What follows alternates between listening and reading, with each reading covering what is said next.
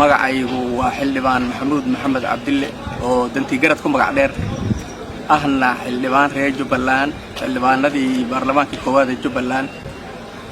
waxaan rabaa inaan ka hadlo horta marka hore waxaan salaamayaa dhammaan ummadda Soomaaliyeed gaar ahaan reer Jubbaland salaanta islaamka assalaamu calaykum waraxmatullaahi wabarakaatuh salaan kadib ummadda Soomaaliyeed iyo muslimiinta oo dhan iyo caalamka cudurkan xun oo coronavirus la yiraahdo dhibka badan ilaahay ummadda ka dulqaado inta joogtayna Allah u naxariisto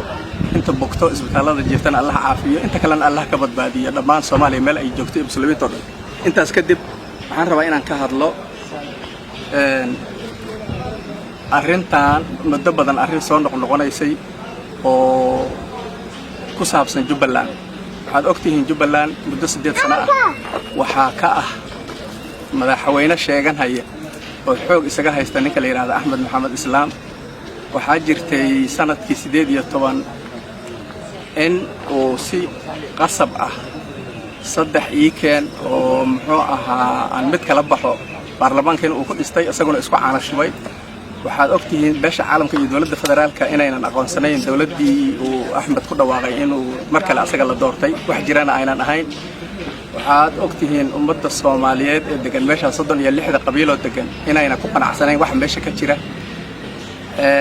caburin iyo dhibaato iyo cagajugleyn intaas lagu hayay waxaan rabaa inaan ka jawaabo arrinta maal dhaweyd saddexda nin oo walaalaha ah oo waa heshiinay oo Jubbaland baan u heshiinay Jubbaland waa heshiisa tiri inaan horta Soomaaliya aan su'aalo iyo reer Jubbaland yaa iska leh Jubbaland Axmed Madoobe iyo laba nin oo la dhalata iska leh mise ummadda Soomaaliyeed baa iska leh Jubbaland dalka la yiraahdo badal hoostaga Soomaaliya oo dalka Soomaaliya 18 gobol ka mid ahaa waa mid uu Axmed samaystay bal ummadda Soomaaliyeed waxaan rabaa inay dib u fikirto inay ogaato khaladka meesha ka jira oo nimankan ay ku dhaqmayaan oo hadda intay wadankii ka tageen oo Kenya ay ku soo heshiisay in ay heshiiyaan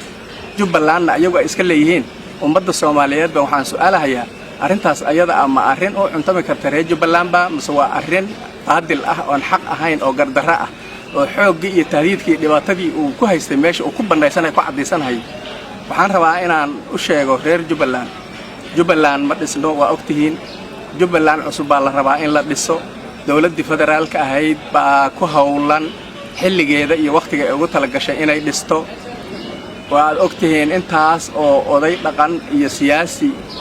iyo ummadii Soomaaliyeed reer Jubbaland isbedel doonka ahayd baa intaas ku soo hawlaanaydo ka soo shaqaynaysay waxaan rabaa inaan niyadda la iska dilin ee loo diyaar garoobo sidii loo dhisi lahaa Jubbaland nimanka kan waxay ka hadlayaan aan dhagta loo dhigin wax jiraan aynan ahayn waxaan u soo joodinayaa reer Jubbaland iyo Kismaayo iyo saddexda gobolba dadka degan inay mudaharaadyo sameeyaan inay khaladaadka lagu sameeynayo maalin walba la banaystay xuquuqdooda ay diidaan ka hor imaadaan oo banaanbaxyo ay ka sameeyaan oo shirar ay ka qabtaan oo iska rogaan heeriyada saaran ay iska rogaan haddii loo adkaysto maalin kaste wax aan raalli ka ahayn oo aad madax hoos u foorariso dad la haysta iska dhigtaan waxaad noqonaysaan dad gumaysi iyo gudnimada diyaar u ah ayagu wax walba korkooda lagu ansaxsanayo noqonaysaan waxaan rabaa ummadda Soomaaliyeed ee reer Jubbaland inay u diyaar garowdo Jubbaland cusub in la dhiso waxa Axmed iyo Xidig iyo Seeraar ay wadaan aynan ahayn wax u cuntabo inay baadil tahay aad ogaataan waxa laga shaqeynayana wax xaq iyo muxuu ah wax loo dulqaadan kara midna aynan ahayn waxaan rabaa dawladda federaalka inaan baaq u diro dawladda federaalka reer Jubbaland dhibaato fara badan baa haysata oo wax walba leh oo resource-koodii iyo dhaqaalahoodii la dhacay oo dhiigoodii la banaystay oo caafimaad aynan haysanin oo cunto aynan haysanin oo wax bad ka soo dagayna muxuu ahaa wax loo ogol yahay ganacsi xor ah aynan ahayn xorriyatul qowl aynan lahayn dawladda federaalka marka waxaan ka codsanaynaa anoo ku hadlahaya 40 xildhibaan oo baarlamaanka koowaad reer Jubbaland oo 40 askari lagu bedelay afkooda haddana isbedel doon u horraba Jubbaland sax in la dhiso afkooda anoo ku hadlahaya maanta waxaan rabaa dawladda federaalka inay u soo joosato si degdeg ah dadkaas khaladaadka lagu sameeynayo 8 sano ninkaan qoriga la hortaagan oo ma hadli kartaan leh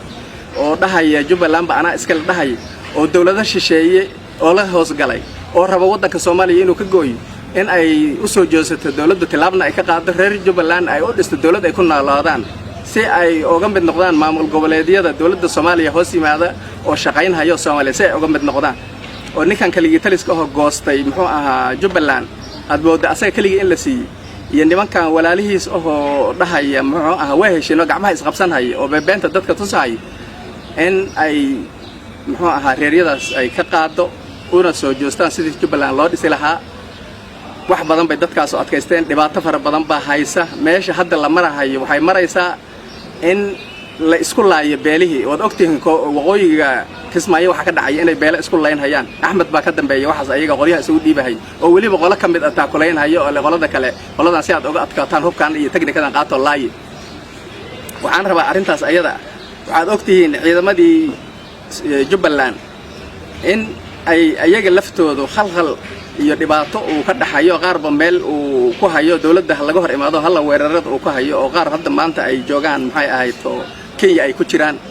qaarna intuu ka raray Kismaayo dhobley uu geeyay oo rabo halkaas inuu hadana Kenya oo muxuu ahaa kala galo ninkaas hororka ah oo banaystay reer Jubbaland iyo ummadda Soomaaliyeed sumcadoodii iyo dhiigoodii oo wadanka Soomaaliya inuu kala gooyo rabo oo Kenya ay u adeegsanayso badanadii xoogga inay ku qaadato ay rabtay u adeegsanayso in loo soo joosto Soomaaliya oo dhan ay aragto lagana qabto ummadda Soomaaliyeed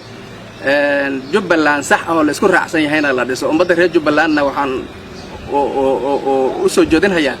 in ay samirkoodii intaan ka badan ma samri karaan ay soo joostaan ay hadlaan idaacadaha ay ka hadlaan dawladda federaalka ay la hadlaan beesha caalamka ay la hadlaan ayagu ay walaalabana heshiisiyaan oo garbaha isqabsadaan oo ku tala galaan dawladda ayagu leeyihiin inay dhistaan mid Axmed ka khayr badanna ay doortaan oo muxuu ahaa ay madaxweyne ka dhigtaan 8 sano hoos joogeen Axmedna waa yaqaanaan inuusan sida hadda yahay si ka fiican uusan yeeleen 5 sano yaa waxaan taaganahay Kismaayo 15 kilomitir aan dhinacna looga bixin Kismaayo ma Jubbaland Kismaayo kaliya meeqa sanaan taaganahay halkaas oo ma barataan Axmed Madoobe iyo maamulkiisa iyo sida wax u wado iyo groupkan asagu meesha ku samayso ma barataan soo kaba dhiididaan soo dad dhiig lama iidin maxaa idinka qabiil isugu kindirahayaa beel oo la diriraysa ma asaga la dirirtaan ka hortimaadaan oo ku moodaraadaan oo diidaan